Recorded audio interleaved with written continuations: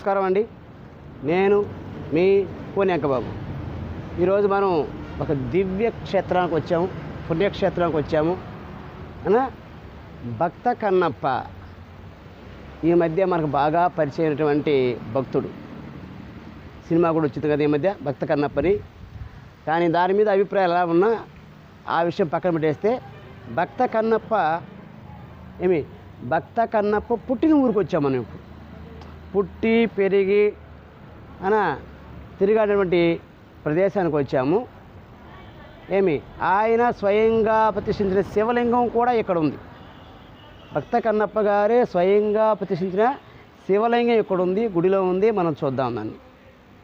చాలా పురాతనమైన ఆలయం, మీరు చూస్తున్నారు కదా, చాలా పురాతనమైన ఆలయం అందుకే చూడండి లోతుగా ఉంది. అంటే అప్పట్లో ఎప్పటితో చూడండి, ఇప్పుడు ఇంత మిర్ర అయిందంటే అది గుడి అంత లోతులో ఉందంటే ఇంకెప్పటి కాలంతో చూసుకోండి. మనం లోపలికి వెళ్తాము, లోపల అన్ని విశేషాలు చూస్తాం. స్వామిని భక్త కన్నప్ప కూడా ఇక్కడ విగ్రహం చేసి పెట్టినారు. తర్వాత ఈ యొక్క ఊరు చెప్పలేదు కదా, ఊటుకూరు రాజంపేట తిరుపతి హైవేలో రాజంపేట పొలిమేరలోనే ఉంటుంది ఊటుకూరు అనే గ్రామం. ఇదే ఆయన యొక్క స్వగ్రామం, భక్త కన్నప్ప యొక్క స్వగ్రామం. ఈ వివరాలన్నీ కూడా మనం క్షుణ్ణంగా మాట్లాడుకుందాము. లోపలికి అన్ని విశేషాలు చూద్దాము.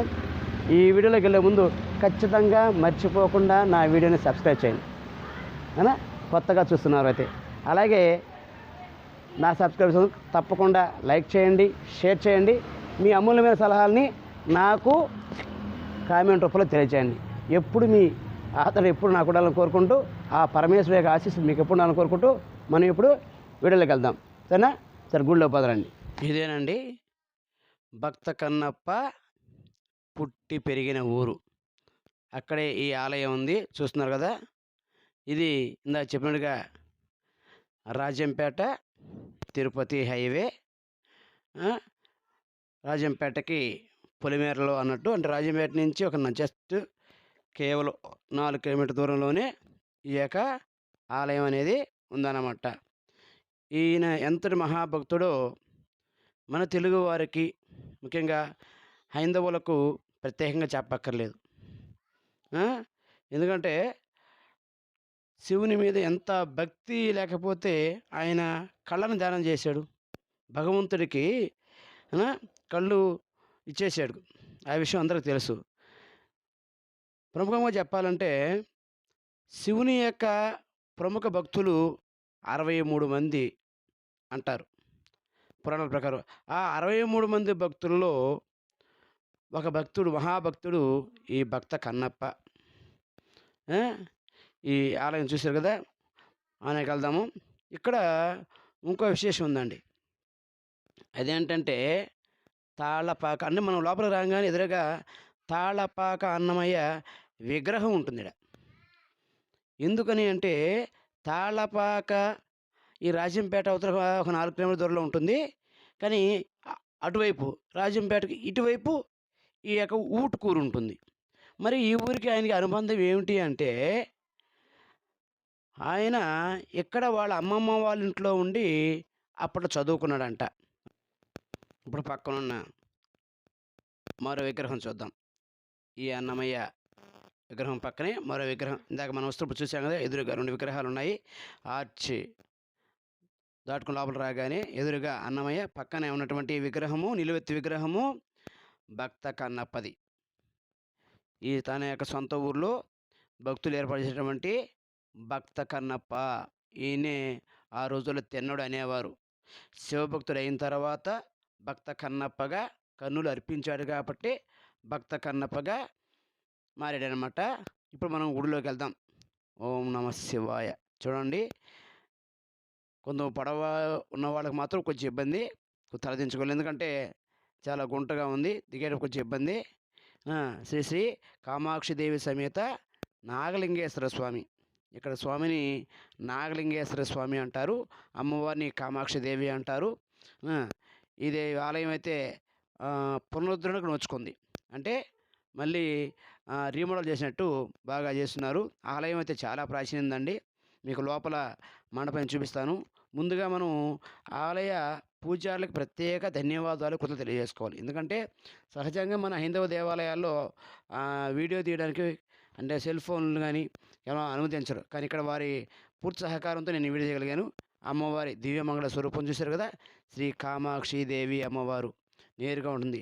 అయితే ఇక్కడ ఆలయము స్వామివారి ఆలయం ఎలా ఉంటుందంటే పశ్చిమాభిముఖంగా అంటే పడమర వైపుగా ఉంటుంది. పడమర వైపుకు ఉంటుందన్నమాట. అంటే ఇప్పుడు అమ్మవారు యథావిధిగా దక్షిణ వైపు చూస్తూ ఉన్నారు. ఇవన్నీ ఉత్సవ విగ్రహాలన్నీ గుడి లోపల. గుడి అయితే అంత విశాలంగా ఉండదు కానీ చిన్నదిగానే ఉంటుంది. ఆ! ఎటు చూసినా మనకి శివమయంగానే ఉంటుంది. ప్రత్యేకంగా చెప్పుకోక్కర్లేదు. నందీశ్వరుడు.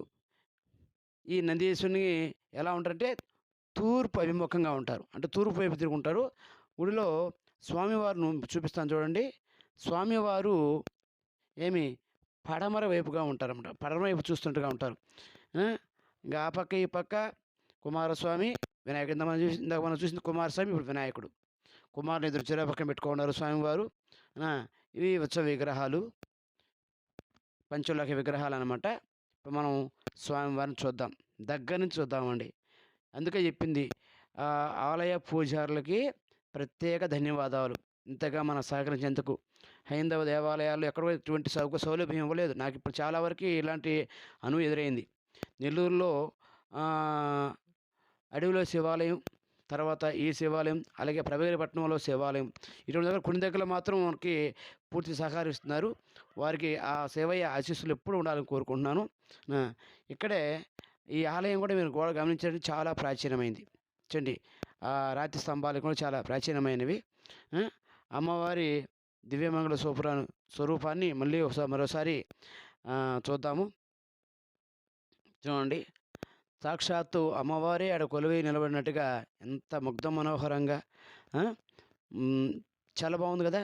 ఇప్పుడు చూడండి, మనం ఆలయం నుంచి బయటకు వచ్చిన తర్వాత అంటే ఇది ముఖద్వారం నుంచి దాడుకు మెట్లు దిగి వచ్చిన తర్వాత ప్రధానమైన ఆలయానికి మధ్యలో ఉన్నటువంటి ఇదన్నమాట. పక్కనే రకరకాల విగ్రహాలు ఏర్పాటు చేసినారు. కాలభైరవుడు అండి. ఇది కూడా చాలా నిలబడి, నేను పక్కన నిలబడి చూశాను. నా ఎత్తు ఉంది, నిలువెత్తు విగ్రహం కాలభైరవుడు. ఈ పక్కనే మరో మండపంలో వినాయకుడు, అలాగే కుమారస్వామి, సుబ్రహ్మణ్య స్వామి ఇద్దరు కొలువై ఉన్నారు. చాలా అపురూపంగా ఉన్నారండి ఇద్దరు కూడాను, అన్నదమ్ములు ఇద్దరు. చాలా బాగున్నారు కదా. అయితే ఈ యొక్క ఆలయాన్ని ఏర్పాటు చేసింది భక్త కన్నప్ప. అదే మనం ఇప్పుడు చెప్పుకోకపోతున్నాం. ఆయన సొంత ఊర్లో ఆయన ఈ ఆలయాన్ని అప్పట్లో శివలింగాన్ని ఏర్పాటు చేసుకున్నారు. తర్వాత ఆలయం ఎప్పుడు నిర్మాణం అయ్యి ఉండొచ్చు. ఈ ధ్వజస్తంభం, రాతి స్తంభం అది కూడా దగ్గర నుంచి చూపిస్తాను. అయితే ఇక్కడ ఇంకోటి చూడండి, శిలాశాసనం, ఆనాటి శిలాశాసనం.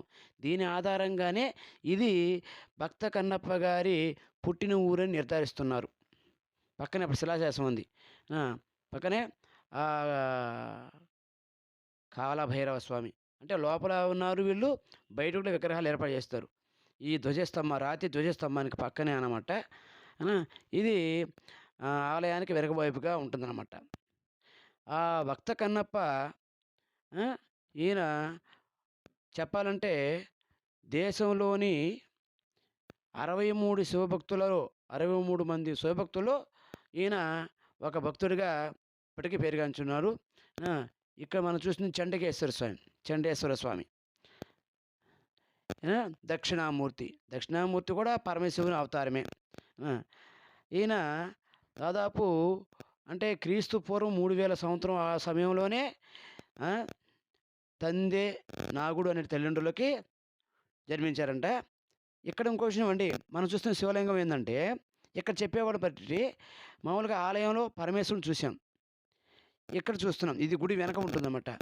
ఇక్కడ చెప్పుకునే మాటల ప్రకారము ఆ భక్త కన్నప్ప ఏర్పాటు చేసిన శివలింగమే ఇది అంటారు కొందరి వాదన. ఇది ఈ యొక్క శివలింగమే ఆయన ఏర్పాటు చేసింది అంటారు. కానీ ఆధారపోతే నాకు పెద్దగా లభించలేదు. కానీ ఏదైతేనేమి ఈ యొక్క ఆలయము భక్త కన్నప్ప భక్తికి ఆనవాలు, అది మాత్రం నిజం. ఇంకా భక్త కన్నప్ప విషయానికి వస్తే వీరు ద్వాపర యుగంలో అర్జునుడు ఆ పాశుపతాస్త్రం కోసం, ఆ పరమేశ్వరుని కోసం తపస్సు చేసి మెప్పించి ఏమి అప్పుడు ఆ పాశుపతాస్త్రం సంపాదించడం జరిగింది. ఇదంతా మన సినిమాలో కూడా చూసాం. ఈ పక్కనే రావి చెట్టు చుట్టూ నాగశిలలు, వివిధ దేవతామూర్తుల విగ్రహాలు ఉన్నాయి. ఇవన్నీ కూడా నేటివైతే కాదండి. మీరు చూస్తే ఆ శిల్ప సౌందర్యం చూస్తే నేటివైతే కాదు. ఎటువంటి మిషనరీస్ లేని రోజుల్లోనే ఈ యొక్క వాటిని ఏర్పాటు చేయడం జరిగిందన్నమాట. చూడండి, వేప చెట్టు, రావి చెట్టు 2 కూడా ఏర్పాటు చేస్తున్నారు. మన హైందవ సంస్కృతిలోనే ఇవి అంతర్లీనమై ఉంటాయి. ఇక్కడ మనం చూస్తే తమిళంలో శాసనాలు ఉన్నారు. భక్త కన్నప్ప ప్రతిదీ అంటే ఇక్కడ ఆ రోజుల్లో ఇదంతా ఒకటేగా ఉండింది కదా. తమిళ ప్రభావం ఎక్కువ ఉంది కాబట్టి చూడండి, భక్త కన్నప్ప పుష్యమి తిథి రోజు మక నక్షత్రం ఆయన మార్గశిర మాసంలో పుట్టారంట. ఈ తమిళంలో కూడా చెప్పడం జరిగింది. ఇక్కడ ఆయన విగ్రహమే మనం ఇప్పుడు చూస్తున్నాం. భక్త కన్నప్ప విగ్రహం బయట ఈ మధ్య లేటుగా పెట్టింది. ఇది ఎప్పటి నుంచో ఉన్నదనమాట. ఇక్కడికి తర్వాత ఆలయానికి తూర్పు వైపుగా ఈ సిమెంట్ విగ్రహాలతో పార్వతీ పరమేశ్వరుని ఏర్పాటు చేస్తున్నారు. చూడండి, అద్భుతంగా ఉంది కదా. తర్వాత ఇంకా విషయం చెప్పాలంటే ఈ యొక్క భక్త కన్నప్ప ఆయన ఈ ప్రాంతంలో సంచరిస్తూ ఒకానొకసారి వేట కోసం వెళ్తూ శ్రీకాళహస్తికి వెళ్ళాడు. అక్కడ స్వామివారిని చూడడము, ఆ వాయులింగాన్ని చూడడము, ఆడే ఆగిపోవడము, ఆయన పూజలో లీనమైపోవడము, ఆయనకి ఆహారం సమర్పించడము, ఆయన కళ్ళలోంచి నెత్తురు కారడం చూసి కళ్ళు సమర్పించడం, ఇవన్నీ మనకు తెలిసిన కథే. ఇలాగా ఆలయం అయితే విశాలంగా ఉందండి. ఆలయం విశాలమైంది. ఖచ్చితంగా మనం దర్శించాల్సినటువంటి పుణ్యక్షేత్రం ఇది. ఆలోచించినదైనా కానీ దర్శించాలని పుణ్యక్షేత్రం. ఎందుకంటే మహాభక్తుడుకి ఆనవాలైనటువంటి ఈ యొక్క గుడి మనం ఖచ్చితంగా చూడాలి. ఆ పరమేశ్వరు యొక్క ఆశీస్సులు మనకి ఖచ్చితంగా కలుగుతాయని ఆశిస్తున్నాను. ఆ భక్త కన్నప్ప అలాగే మనం శివభక్తులుగా తరిద్దాము. ఇప్పుడు మీరు చూస్తుంది చింతాలమ్మ. అంటే తాళపాక అన్నమయ్య వాళ్ళ తాత చదువు రాక అని చెప్పేసి పుట్టలో చేయబెట్టాయంటే ఇదే ఊర్లో. అప్పుడు ఆమె ప్రత్యక్షమయ్యి రాబోయే తరంలో ఈ మనవడు పుడతాడు, ఆయన మంచి పేరు తెస్తా అని చెప్పింది. ఆ చింతాలమ్మ ఆయన అతే విగ్రహం పెట్టినారు. ఇక్కడ నాగేశ్వరి మాత. అంటే ఈ రావి చెట్టు కింద చెప్పింది ఆ పక్కనే ఉంటాయి విగ్రహాలు. ఇది యాగశాల. అన్ని ఏర్పాట్లు ఇక్కడ మాలయ పూజలతో కలిసి మనం ఏర్పాటు చేసుకోవచ్చు అనమాట.